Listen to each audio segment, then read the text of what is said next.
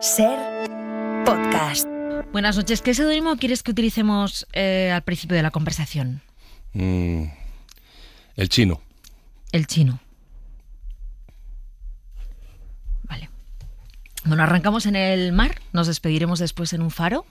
Siempre os pregunto por vuestra relación con el mar. Aunque de vez en cuando os llevo a mares muy concretos. Entonces, vamos a ir a una época en la que siempre que te despertabas, siempre estaba el mar.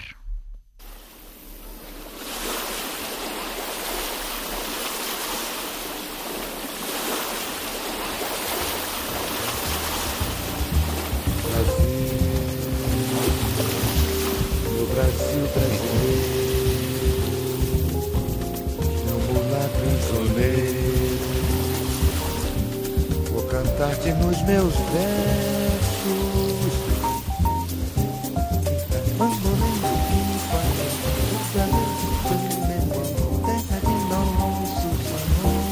¿Dónde se va tu cabeza? Suena belleza. Suena maravilloso. Estuviste unos cuantos años en Bucios, en Brasil. En Brasil, sí. ¿Qué tenías allí? ¿Por qué te fuiste allí? Pues ya que empezamos por el mar, te diré que yo nací muy lejos del mar, pero siento que toda mi vida ha sido un viaje hacia el mar, hacia cualquier mar. Yo creo que todos tenemos dentro una memoria profunda de sal, del pez que fuimos hace eones. Y en mi caso está muy acentuada. Yo soy muy feliz en el mar, ante cualquier mar. El mar y sus hermanas más bonitas, que son las playas, que es donde el mar besa la tierra. Entonces, yo soy un amante de las playas en general. ¿No te acuerdas de cuando fuiste la primera vez a ver el mar y lo ves por primera vez y mojas los pies en el agua? Sí que me acuerdo porque fue en la playa de Las Canteras, en Las Palmas de Gran Canaria, que por circunstancias de la vida, desde muy pequeñitos, por las actividades de mi padre, nos fuimos a vivir a Las Palmas de Gran Canaria. Yo pasé ahí gran parte de mi infancia. Iba todos los días a las playas. Mi padre, que era un señor con un sentido pedagógico extraño, me enseñó a nadar metiéndome en lo profundo y tirándome al aire. Y él se retiraba y yo tenía que nadar y llegar hasta él. Pero sí, la playa de Las Canteras. ¿Te enseñó a leer tu padre también? Mi padre me enseñó a leer, mi padre me hizo amar los libros porque yo de pequeño quería, como supongo de todos los niños, que mi papá me quisiera mucho. Y mi papá era muy lector. Entonces yo intentaba hacer un ejercicio de magia simpática y como él siempre estaba leyendo, pues yo siempre me ponía a sus pies con otro libro. Muchas veces libros que él dejaba y que quizás no correspondían a la edad del lector. Pero yo supongo que me hice muy lector primero para agradar a mi padre. Y luego me hice muy lector porque yo creo que la lectura es el gran acto de civilización, ¿no? Creo que es lo que nos rescata a todos como seres humanos. Creo que una persona que lee suele ser una buena persona. Sin embargo, eres de Madrid. Naces en Madrid, muy aquí de es Madrid. donde desarrollas prácticamente toda tu vida. ¿Y alguna vez has dicho que tu tierra de nunca jamás era el Retiro? Llévame a ese lugar, llévame a Retiro. Y además con esa vinculación a Peter Pan, ¿no? La tierra de nunca jamás, el Retiro. Bueno, yo me crié en un barrio cercano al Retiro y mi madre era una mujer que trabajaba mucho y con unos horarios debido a su profesión muy especiales, con lo cual yo era un niño un poco salvaje. Yo desde muy pequeñito iba por la calle, yo y mi hermana y luego mi hermano, con la llave de casa hasta el cuello y con una libertad de horarios un poco sería sorprendente para los niños de ahora, que están tan cuidados y tan bien cuidados como debe ser. Entonces yo me pasaba mucho tiempo en el Retiro. El Retiro es mi lugar de todas las primeras veces. Mis primeras alegrías, mis primeros llantos, mis primeros besos, mis primeras peleas, mis primeras perderme geográficamente. Porque además hay una cosa que yo creo con la edad, con el crecimiento biológico, las proporciones cambian. Cuando yo era pequeño a mí el Retiro me parecía gigantesco. O sea, me parecía un sitio inacabable. Y yo con los que eran mis amigos en aquella época, conocíamos todo, la época donde había que ir a qué pinares para recoger piñones, dónde plantaban, dónde tenían las huertas los jardineros del Retiro, íbamos allí, robábamos cosillas, éramos muy trastos. Estaba ese templete en el que una orquesta tocaba todos los fines de semana también. Estaba ese templete. Los títeres. Estaban las barcas del Retiro, donde yo, en un acto de imprudencia propia de la edad, me bañé un verano y me agarré tal infección que mi padre, muy alarmado, llamó a un médico y le preguntó al médico que si yo había estado en África. Que te picó una carpa. No, que tragué agua del estanque del Retiro y me agarré unas fiebres que el tipo las identificó con la malaria, una fiebre amarilla, ¿no? Esa época de libertad total, de estar un poco asilvestrado. Y además dices eso de ir colgando con la cuerdecita y la llave de casa colgando del cuello. Sí. Y el Retiro sí es, el Retiro es un poco mi Madalena de Proust, ¿no? O sea, yo es traspasar cualquiera de las puertas del Retiro y tengo cientos de recuerdos asociados a ese parque. ¿Qué te dice una pasta con tomate solís? Pues me dice que era un ingrediente muy repetido en la dieta de mi casa. Sí, comíamos mucha pasta gallo con tomate. Bueno, sí, pues eso es publicidad, pero bueno. Comíamos mucha pasta con tomate de lata y queso rallado de bolsas. Sí, eso lo has dicho alguna vez como esa parte en la que, bueno, mis padres estaban poco en casa, tu madre, que lo has dicho muchas veces, y entonces nos apañábamos con lo que hubiera. Sí, claro, nosotros aprendimos a ser nuestros por necesidad.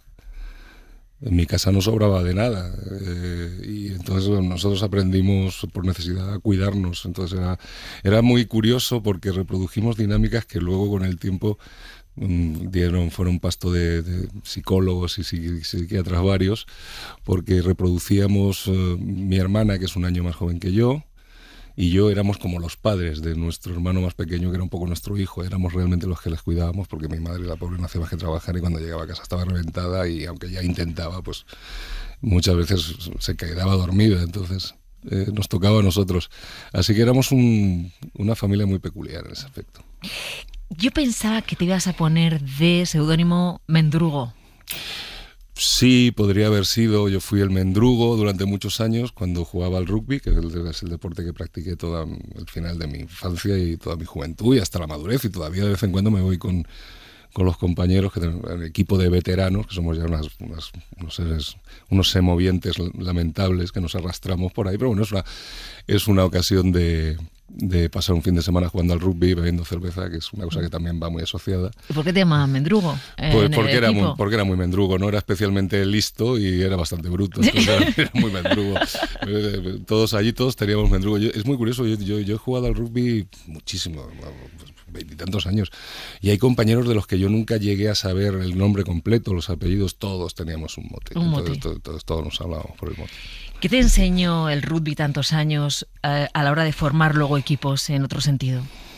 En otra disciplina completamente distinta, tanto en la interpretación como en todo lo relacionado con tu trayectoria de ahora. ¿Qué te enseñó el rugby? Bueno, el rugby el rugby es un deporte, por supuesto, hay magníficos jugadores de rugby que tendrían la categoría de una estrella, pero es un deporte de equipo por excelencia. No es muy extraño que un jugador pueda decantar el resultado en partidos.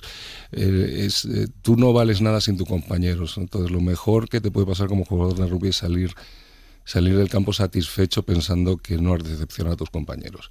Te enseña a trabajar con otra gente. ¿Y eso lo sigues poniendo en marcha, lo sigues pensando cada vez que tienes que trabajar en equipo o dirigir un equipo o hacer un guión? Yo tengo dos actividades que las dos tienen que ver con contar historias, pero una es absolutamente individual, que es mi faceta de escritor, de novelista. Y la otra, la de actor, sobre todo cuando haces cine o televisión, es una labor de equipo. O sea, tienes que saber que tú eres una pieza de un equipo. Uh-huh. Aparte, cuando ya pues en cuanto adquieres un poco de oficio como actor, pues te das cuenta que tú no vales nada solo. O sea, tú puedes ser Marlon Brando, pero si no trabajas con la compañera o el compañero recibiendo lo que él te da y reaccionando a lo que él te da, estando presente, estando conectado, estando abierto a que ella o él te modifiquen, pues no vales nada. Los malos actores son los que actúan solos. Ahora que has mencionado lo de tu trayectoria como escritor, como novelista, ¿alguna vez imaginaste cuando estabas sentado ahí al lado de tu padre cogiéndole sus libros interminados y queriendo demostrarle o que él viera que tenías interés por algo que a él le interesaba mucho, ¿te imaginas que hubiera leído alguna de tus novelas? No sé, Alacrán enamorado, Mongo Blanco, El asesino inconformista. Me hubiera gustado.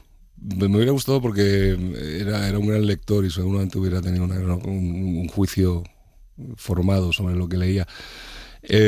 No pudo ser porque murió muy joven. Pero yo creo que a él lo que más le hubiera llenado de orgullo es ver que sus 3 hijos, creo que lo puedo decir, somos 3 buenas personas.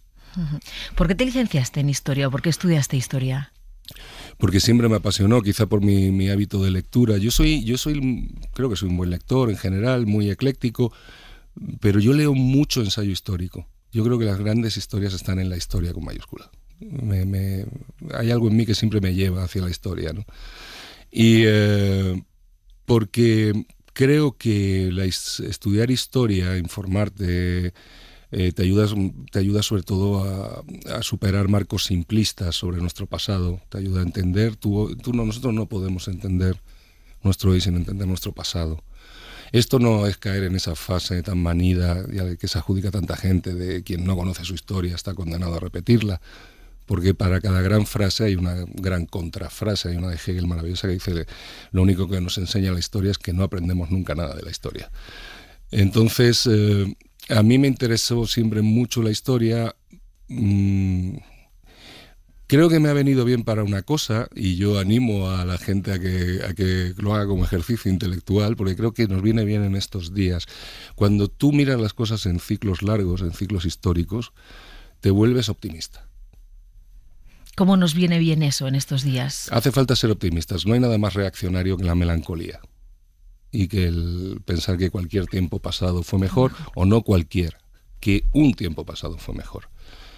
En cambio, si vivimos pegados al día a día, al ruido, al barullo mediático, ahora hay toda una serie de altavoces del apocalipsis cotidiano que se dedican a augurar el fin de los tiempos. Bueno, pues si tú pones las cosas en un tiempo más largo, te das cuenta de que hemos mejorado. Hemos mejorado como sociedad y el mundo ha mejorado, habiendo las terribles dramas y las terribles injusticias que siguen estando ahí y que hay que seguir combatiendo. Pero en general, el mundo nunca ha sido mejor que ahora. Movimientos de avance y de retroceso, pero insisto, cuando pones las cosas en un ciclo largo te das cuenta que bueno, pues sí hay un vector en general de avance, de progreso y de conquista de cosas. Lo que también, y eso también te ayuda a la historia, a comprender que estas cosas son muy difíciles, los derechos son muy difíciles de conseguir y muy fáciles de perder. Y que eso nos tiene que animar a no dar un paso atrás en la defensa de lo que creemos que es justo y de lo que se haya conseguido. ¿Es verdad que tu madre, ganara lo que ganara, cuando ganaba bien y cuando no ganaba mal, pero bien también, guardaba una parte para los campamentos saharauis o para cualquier causa que ella considerara justa, aunque supusiera que un mes lo habíais tenido fatal, casi sin poder pagar la factura de la luz? Pues sí, ella entendía que había una obligación moral para ciertas causas y es algo que cuando eres pequeño y, como te digo, no te sobra nada, hombre, tampoco nos faltó, pero no... digamos que vivíamos en la precariedad, pero siempre tuvimos un plato de comida, siempre tuvimos un techo, siempre tuvimos con qué vestirnos. Bueno, claro, es que se vivía al día. Es que ahora parece que cuando uno vive al día, vive mal, cuando claro. Se ha vivido al día durante muchos años. Pero mi madre tenía un compromiso con una serie de cosas que ella juzgaba que innegociables y que al principio yo cuando era pequeño pues le preguntaba a mi mamá, oye, pero ¿y este dinerito que guardas aquí, para quiénes son los saharauis esto de las narices? Bueno, luego conocí la causa saharaui, ahora nosotros intentamos seguir la estela de mi madre y por supuesto ayudar al pueblo saharaui en sus reclamaciones que son justas. ¿Se discutía mucho en tu casa? ¿Sois una familia de discutidores, de que estáis en la cena y salen temas de debate y no sé? No, yo no recuerdo que mi casa fuera un sitio de especial discusión. Había una pasmosa sintonía en casi todos los... No era una familia polarizada, digamos. En mi casa lo que había era mucha imaginación. Había imaginación para resolver el día a día y había imaginación para crearnos mundos de fantasía que nos ayudaran a embellecer lo que había alrededor, ¿no? Yo eso sí se lo agradezco a mi madre. Mi madre nunca nos puso cortapisas, nos dejó equivocarnos. Yo en concreto me he equivocado en muchísimas cosas, he hecho muchas estupideces en mi vida. ¿Así cuáles? Pues muchas, todas las que te puedas imaginar. Y volvías a casa con el rabo entre las piernas, bueno, mamá. Claro, y mi madre siempre nos dio libertad de equivocarnos y siempre fomentó la imaginación en nosotros. Y eso sí creo que es una cosa maravillosa que nos legó. Fíjate, es curioso porque desde el principio de la entrevista hablábamos de tu papel con 2 hermanos menores, tú eras el mayor de 3, a los que prácticamente no cuidabas. Decías, como no estaba mi madre, yo hacía ese papel. Sí, ¿Sigues haciendo ese papel de hermano mayor? No, se han invertido absolutamente los papeles. ¿Ah, sí? Sí. O sea, con mucho, el más sensato de todos es el hermano pequeño. Y luego mi hermana y yo, bueno, somos dos personajes peculiares, pero bueno. No, yo no quiero trasladar la idea de que yo cuidaba, ni que era ejemplo de nada. Como digo, yo he sido un tipo pues de la piel del demonio y he hecho muchas tonterías en mi vida. No era una buena influencia para nadie, ni siquiera para mí. Pero bueno, pues sí había una cosa de proteger, de manada, de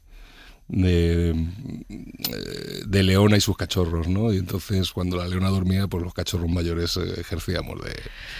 Alguna vez me parece que tu hermano pequeño ha dicho que no sé si el primer disco, una de las primeras canciones que entraron en tu casa, la llevaste tú, y era esta.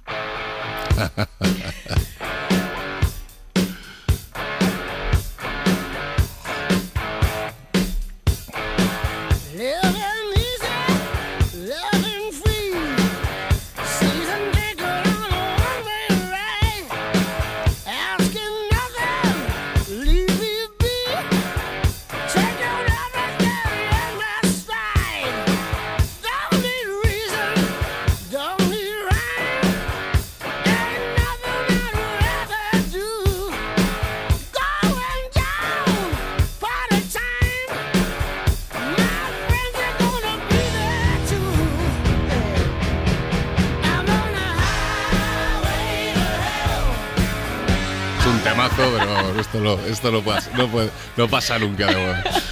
Sí.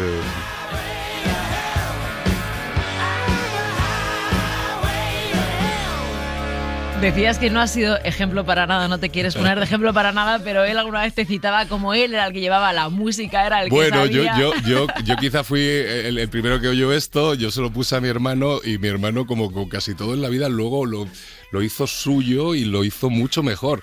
Mi hermano ha llegado a salir al escenario con esta gente. Sí, es un fanático. ¿Con ACDC? Sí, con ACDC. Con los de verdad, quiero decir, no en un karaoke. Con Pearl Jam, con AC/DC, con otro artista fundamental en nuestras vidas, con Miguel Ríos, no hace mucho en el Wizzing. Sí. Javier es un loco del rock y además es un tipo con un sentido del ritmo impresionante. ¿Tú no? No, yo no. Menos. Yo no. Yo quizá para las palabras, pero él el ritmo musical, sí.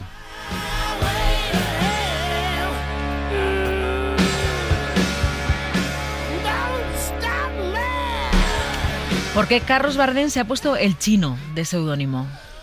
Pues porque cuando yo era pequeñito, que era, como digo, muy revoltoso y iba mucho a billares y eso, y tenía una pandilla y hacíamos nuestras maldades,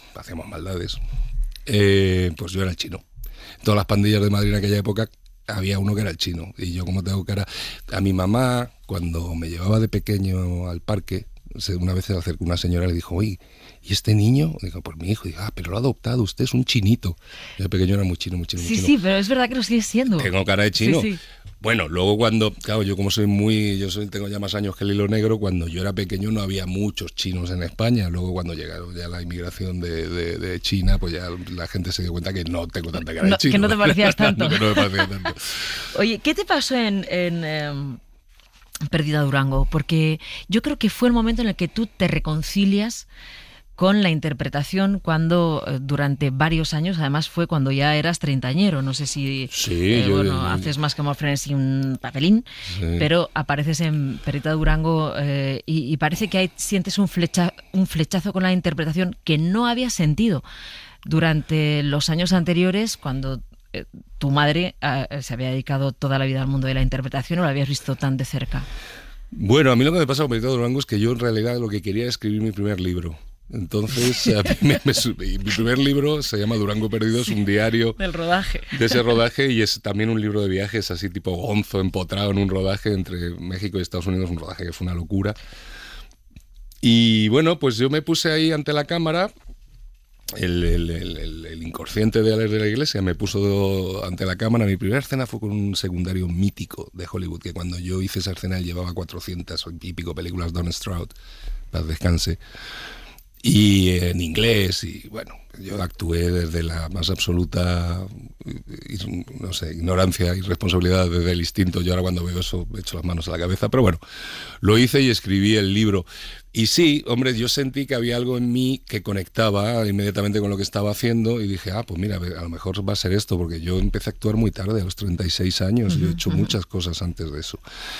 Y entonces eso también te dice un poco cómo era mi madre. Mi madre siempre me apoyó en todo lo que yo quise hacer, pero cuando por fin le dije, oye, pues mamá, yo creo que esto de actor, me dijo, ¿ves? Si es que es que tú tienes que ser actor, todas estas cosas que has hecho antes son extravagancias. Son un ensayo. No, a ella lo que le parecía muy extravagante es que yo me licenciara en historia. Decía, bueno, en Iberia trabajaste también, ¿no? Yo fui azafato de Iberia, sí, por el bien de la compañía yo me fui al poco tiempo, era un azafato, un tripulante de cabina de pasajeros, que es el término real, pésimo. Entonces, pero ¿qué te entra, Carlos Bardem? O sea, ¿qué te entra en un rodaje, encima en un rodaje que debió ser una locura? Que es verdad que luego escribiste este libro donde contabas el diario de lo que había sido ese rodaje, pero ¿qué te entra en el cuerpo como para que tú dijeras, pues yo creo que el camino va a ser por aquí? Bueno, pasa una cosa, tiene que ver con lo que hablábamos antes, tiene que ver con la pasta con tomate y todas estas cosas. Mi madre, que era muy famosa en la profesión, decían, ahí viene la Bardem con los niños. Nosotros éramos los niños de la Bardem, porque mi madre no tenía para una nani, no tenía para dejarnos con una señora que nos cuidara, con lo cual mi madre iba con los 3 niños de la mano al teatro, a grabar a televisión, a un set de rodaje de una película. Entonces, quieras que no, los 3 nos criamos viendo a los mejores actores y actrices de aquel momento trabajar. Entonces, a esa edad que eres una esponja, supongo que algo se nos quedó de eso. Cuando yo por fin me pongo delante de una cámara, pues siento que sí, que hay unos mecanismos que me vienen inmediatamente. Insisto, es un trabajo, ahora lo haría, por supuesto, creo que bastante mejor, pero reconocí algo en lo que estaba haciendo y bueno, pues a partir de ahí empecé a actuar y bueno, no me va mal, no me quejo. ¿Por qué has dicho que tu hermano pequeño Javier se ha convertido un poco en el mayor? No, bueno, porque es un tipo con una cabeza muy bien amueblada, es un artista, es un verdadero creador, para mí mi hermano, aparte de que yo siempre he dicho que creo que es mi mejor amigo, espero que él sienta lo mismo. Es un referente de muchas cosas, por supuesto profesional. Para mí, Javier, a mí siempre me dicen, tú eso lo dices porque es tu hermano. Digo, no, yo eso lo digo porque mi tatarabuela ya era actriz. Yo sí sé de algo, es de actores y de actrices. ¿Tu tatarabuela era actriz ya? Sí, mi tatarabuela ya era actriz. O sea, la saga antigua de verdad son las Muñoz San Pedro. Bardem era el padre de mi madre, que era actor, pero creo que era primera generación de actor. Las que eran desde mi tatarabuela eran las Muñoz San Pedro, la madre de mi madre. Y entonces yo sé de lo que hablo cuando digo que Javier Bardem está entre los 5 mejores actores del mundo. Entonces para mí es un referente de muchas cosas y luego es un tipo realmente que merece mucho la pena escucharlo. Esto es una opinión muy personal y que habrá muchos compañeros y compañeras que no estén de acuerdo. Pero yo lo digo así. Yo creo que el 90% de los actores y actrices somos honrados artesanos. Somos gente de verdad comprometida con lo que hacemos y que ponemos nuestra sensibilidad y nuestras vivencias al servicio de un personaje con mayor o menor talento. Pero luego hay un 10, un 5% de auténticos, hablo de interpretación, auténticos creadores, auténticos artistas, gente que siempre mejora y transforma los papeles, el material que reciben. Javier es una de estas personas. Supongo que echáis mucho de menos a tu madre, a Pilar Bardem. Yo todos los días. Tengo la suerte, o tenemos la suerte de los 3 hijos, de que nos están yendo las cosas relativamente bien. Y mi madre ya murió hace más de 1 año y pico. Y yo, sobre todo, me veo cada tanto agarrando el teléfono para contarle que algo ha salido bien.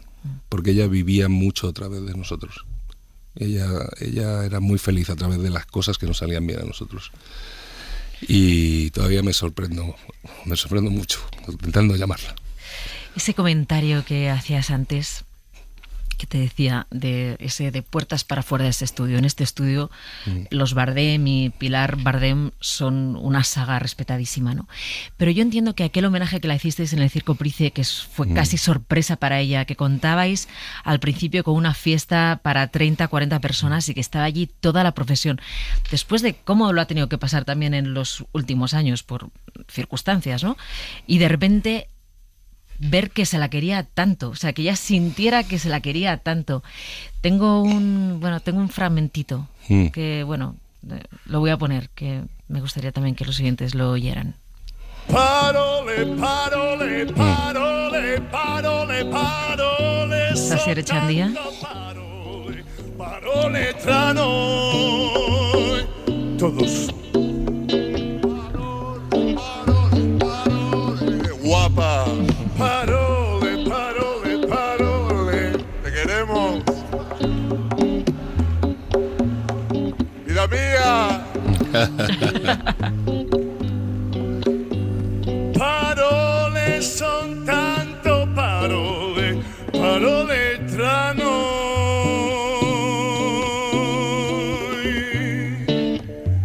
Gracias por tu vida, Pilar. Uf.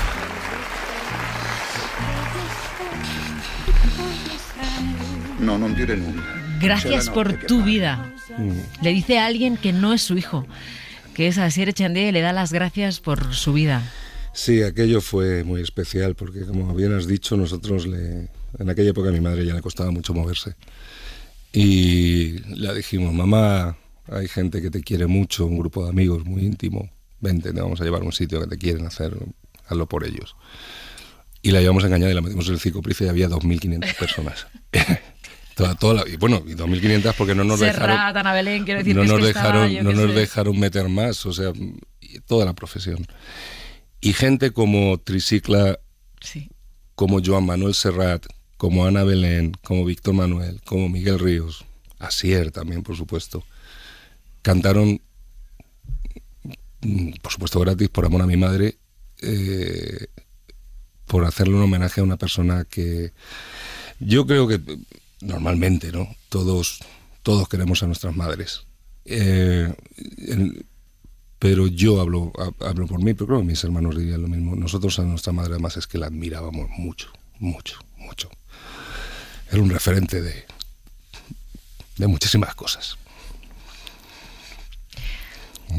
Y para mucha gente también. Mucha gente también. Y lo bueno es que lo vio, y lo vio, sí, y lo sintió, y lo vio en vida, porque sí, los homenajes a la gente, esto sirve para algo, yo lo comparto, hay que hacérselos en vida. A la gente hay que darle el amor cuando está aquí, cuando todavía puede disfrutarlo y asombrarse, porque ella era una persona profundamente humilde y siempre se asombraba de que la quisieran tanto. Bueno, Carlos Bardem, vámonos a un faro. Dime, ¿con quién te gustaría estar y qué música estaría sonando? Es que después, si fuera en un sitio donde la imaginación todo lo pudiera, sería con mi madre. Me gustaría volver a ver el mar, a través de sus ojos verla a ella, ver el mar, que lo amaba. Y mucho más factible y maravilloso también, pues con Cecilia, con mi compañera. ¿Qué música estaría sonando si estuvieran las dos contigo? Si estuviera mi madre sería Aquellas pequeñas cosas de Serrat. Y si estuviera Cecilia, yo creo que Chega de Saudade sería una bonita canción. Sí. ¿Hacemos aquellas pequeñas cosas? Por supuesto, para Pilar Bardem. Para Pilar Bardem. Ha sido un placer esta charla contigo, Carlos Bardem. Muchas gracias, me has hecho llorar. Buenas noches. Uno se cree Suscríbete al Gato Pardo. que los mató el tiempo y la ausencia. Para no perderte ningún episodio, síguenos en la aplicación o la web de la SER, Podium Podcast o tu plataforma de audio favorita. Boleto de ida y vuelta.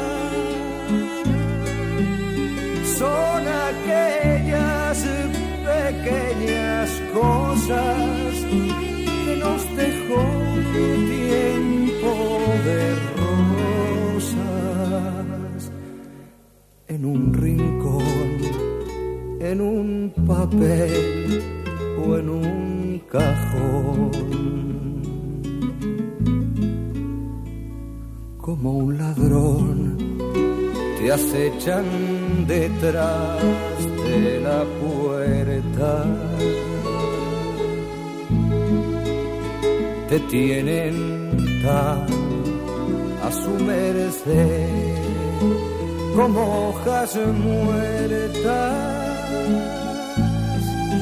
que el viento arrastra allá o aquí, que te sonríen tristes y nos hacen que lloremos cuando nadie nos ve.